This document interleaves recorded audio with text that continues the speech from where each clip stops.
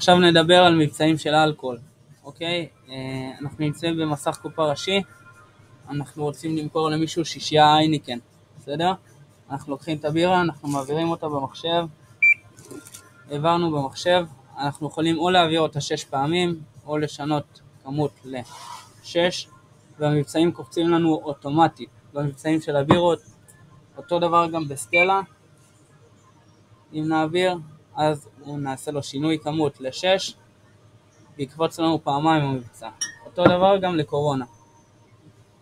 בסדר? אנחנו נעביר את הקורונה, ונעשה שינוי כמות, או פעם נעשה הוספה ל-6 קורונה, ויקפוץ לנו שום מבצע.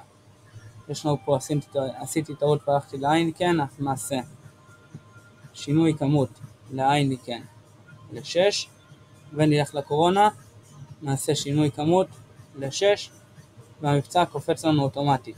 בסדר? אתם רואים 6 ב-45.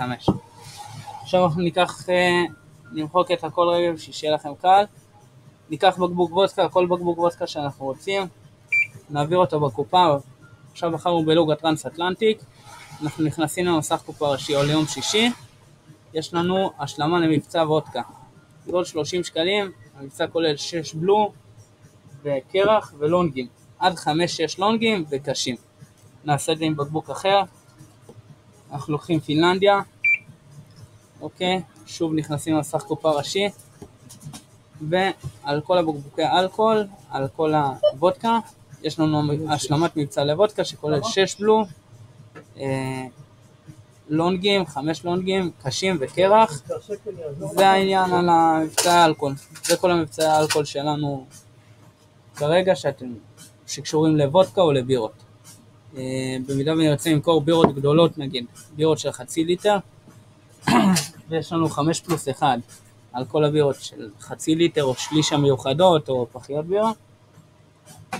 מעבירים את הבירה, לוחצים שינוי כמות ל-6, והמבצע מופיע אוטומטית.